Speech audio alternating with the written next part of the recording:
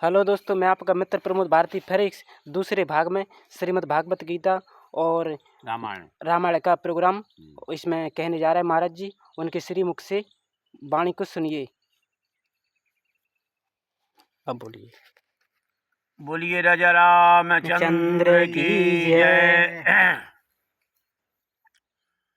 प्रातः काल उठ के रघुनाथा, मात पिता गुरु नावहि माथा।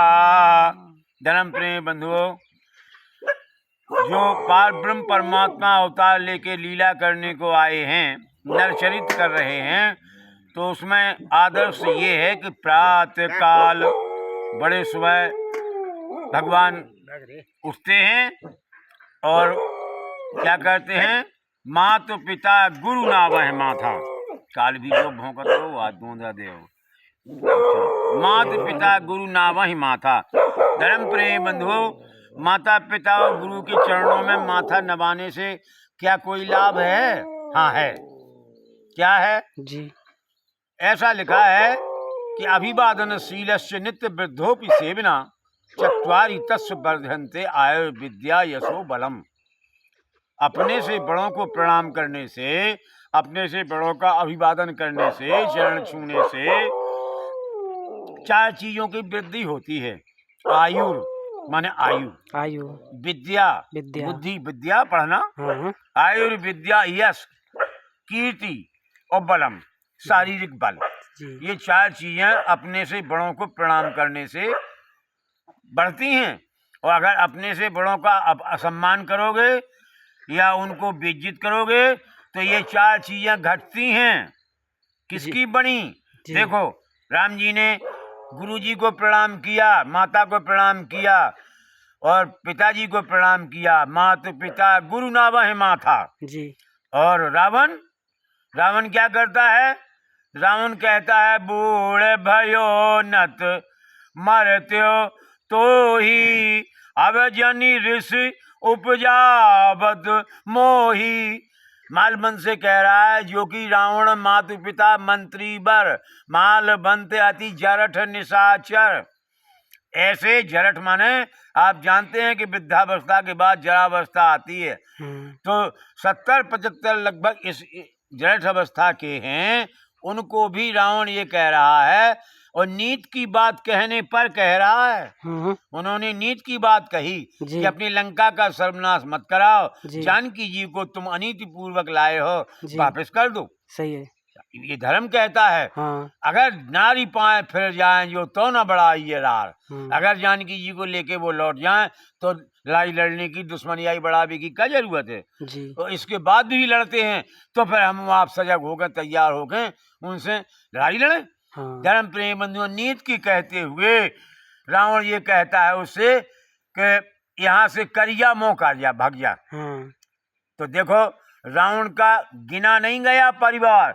इधर न बानरों का किसी ने लेखा जोखा कर पाया और न उधर रावण की राक्षसों का किसी ने गने को पार निशाचर जाति। सही है। और इधर बंदरों की गणना नहीं हुई। बानर कटक वहां में देखा, मूर्ख वह जो कीन चाहे लेखा।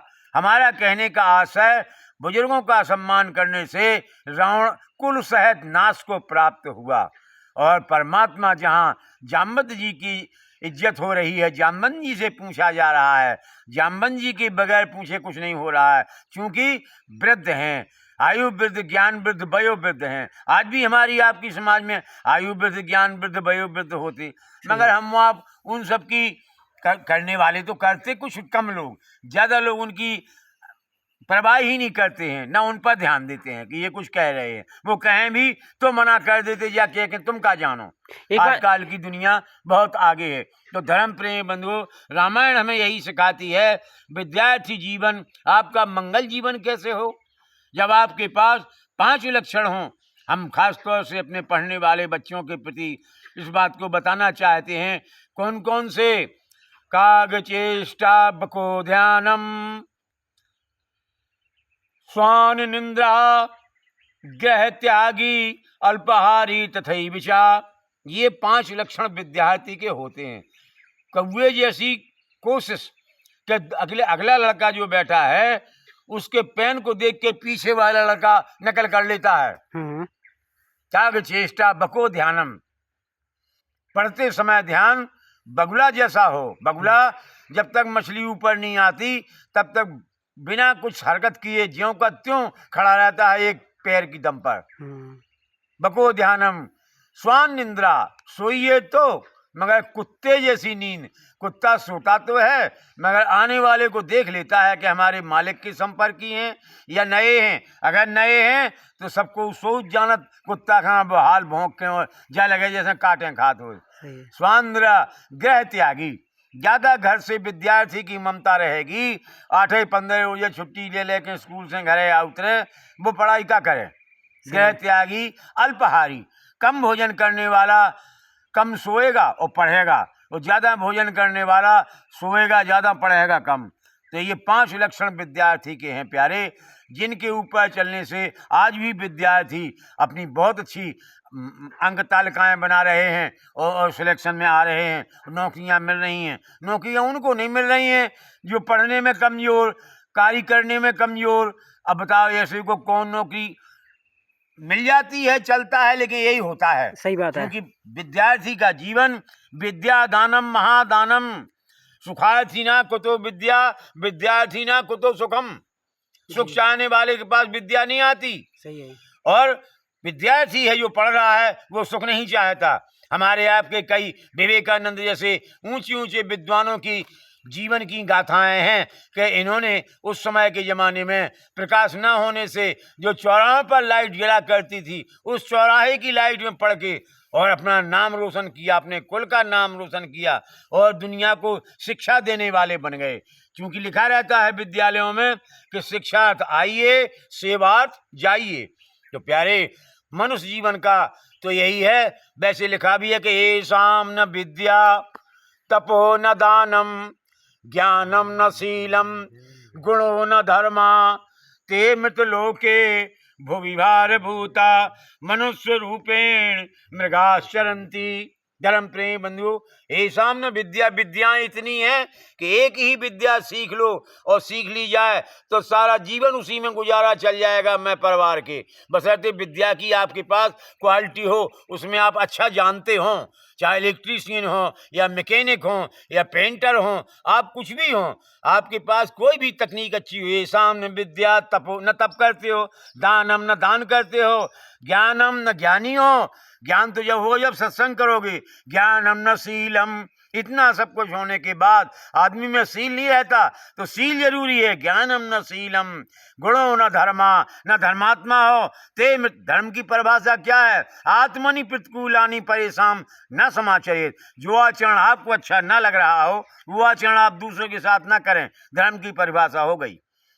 गुणो न धर्मा ते मित लोके, हमारे विद्वान कह रहे हैं कि संसार में वो भुवि भार भूता जिनमें ये कुछ नहीं है, वो तो भुवि भार भूता मनुष्य रूपेण मृगाश्चरन्ति। हमारा विद्यार्थियों से और हमारा संतों से, हमारा ब्राह्मणों से यही करबद्ध अनुरोधन है कि अपने कर्तव्य पथ को देखते हुए अपने कर्तव्य को भली भांति निभाएं, जिससे आपका कल्याण हो और जन कल्याण हो। किसी को खामखा की तुम्हारे द्वारा किए गए धोखे से और 10 लोगों को गालियां सुननी पड़ती, तो आदर्श बनाएं अपने आप को समाज के लिए समर्पित करें। उनसे उतनी ज़्यादा लेने देने की भावना इच्छा न करें जिससे में उनकी आत्मा में कष्ट हो। विदाई 3 प्रकार की होती, जो बगैर मांगे मिले वो दूध, और जो मांगने से मिले वो पानी, और जो दे भी दिया उसमें भी आपको संतोष नहीं है। ये हुई रक्त सम जामे समझो यहाँ तानी। तो धर्म प्रेमी बंधो, विद्या से संपन्न आदमी स्वदेश से पूजते राजा, विद्वान सर्वत्र पूजते। विद्वत्वंच च नृपत्वंच तुल्यम नैव कदाचना। विद्वान की राजा की तुलना कभी नहीं हो सकती। क्यों? स्वदेश से पूजते राजा। डीएम और राजा जिस क्षेत्र का होगा वहां तक तो पुजेगा, लेकिन जरूरी नहीं है कि वो अन्यत्र जगह पुज जाए, विदेशों में पुज जाए, वहां उसे नागरिक की भांति जाना पड़ेगा। धर्म प्रेम बंधुओं, और जो विद्या से संपन्न है, विनय से संपन्न है, शील से संपन्न है, वो आदमी सारे संसार में कहीं भी चला जाए उसके लिए वसुधैव कुटुंबकम, पूरा संसार उसके लिए उसके घर के ही हैं। अतः हमारा पढ़ने वाले विद्यार्थियों से नम्र निवेदन है कि संस्कारवान बने। आप सुबह उठ गए तो सुबह का उठा हुआ आपने ब्रह्म को नहीं, ब्रह्महूत को नहीं देखा तो ब्रह्म आप कैसे देख लेंगे, चाहे संत हो चाहे विद्यार्थी हो। धर्म प्रेमी बंधुओं, तो ब्रह्म को देखने के लिए ब्रह्महूत में जगो और बिना दिन के उड़त उठे और आप कर रहे तो वो आपका जो है स्नान कर रहे वो देव स्नान है, और 12 बजे के बाद आप पहले कर रहे वो आपके मानव स्नान है, और 12 बजे के बाद आप कर रहे तो वो आपके असुर स्नान है। उस समय 2 बजे आपसे पानी लेने के लिए न शंकर जी न देवी जी कोनो देवता उनका 5 ही बजे पहुंच गए, भक्त लेके लोटा सपर के नहान, उनके पानी से न सपर, तुम्हारे 2 बजे लोग हम बैठे रहें। धर्म प्रेमी बंधुओं, आचार को सुधारोगे तो विचार सुधरेंगे, और आचार कब सुधरेंगे, जब आपके भोजन में सात्विकता हो। आप देखें रामचरितमानस से, करही आहार साक फल कंदा सुमिरहि ब्रह्म सच्चिदानंदा। तो प्यारे, आहार से ये होता है, और थोड़ा गौर कर लें, जहां आहार बदला, रावण ने कुंभकर्ण को जगाया कि सब मर गए हम तुम बचे, लड़ाई लगी, जाओ कुंभकर्ण की काय, अरे बोले हम जनक सुता हल्याए, बोले हैं जगदम्बा हर्षान सठ, अब चाहत कल्याण भल न कीन ते निश्चय नाहा, अब मोय आए जगाए कहा, अहे बंधु तय कीन खुटाई, प्रथम मोय न सुनाए स आई। रावण ने कहा अरे इसके तो बेचारे ही दूसरे हैं, जो काय गल है। सही तो है। रावण मांगे कोटे घट, का मंगाओ, महस खाए अरु मदिरा पाना, गर्जा बज्जा घात समाना। बुद्धि को खराब करने वाली चीजों का सेवन हमारे विद्यार्थी, हमारे संत ब्राह्मण न करें। हमारा हाथ जोड़ के उनसे करोड़ों बार चरण स्पर्श करके यही निवेदन है कि खाने लायक खाएं, न खाने काबिल न खाएं, उनका प्रभाव भी गलत होता है। और जब आपकी बुद्धि सही रहेगी तो फिर आपका मन परमात्मा में लगेगा, आपका मन धर्म की ओर रहेगा, आप धर्म की बात को मानेंगे। इसी के साथ हम यही विनय करेंगे कि हमारी आगे आने वाली पीढ़ी जो मोबाइल आदि से काफ़ी प्रभावित हो चुकी है, उनमें संस्कारों का जो ह्रास हो रहा है, बहन बेटियों में, बच्चों में, वो पुनः उसे थोड़ा कम करके और संस्कार की ओर ध्यान दें, ताकि आपका जीवन सुखी हो और सरसता और संपन्नता से भरा रहे। इसी के साथ बोलिए अयोध्यानाथ की जय, बांके बिहारी लाल की जय, जय श्री राधे। हेलो मेरे भगवत प्रेमियों, यदि वीडियो अच्छा लगा हो, हमारे नई जनरेशन के लिए ये महाराज जी ने 2 शब्द किए, यदि जानकारी दी अच्छी से तो इसके सदुपयोग में लीजिए, और हमारे चैनल को लाइक कीजिए, शेयर कीजिए, सब्सक्राइब कर लीजिए, और ऐसे ही वीडियो हम आगे लाते रहेंगे। और बोलिए जय हिंद, जय भारत। जय भारत। मैं आज वाह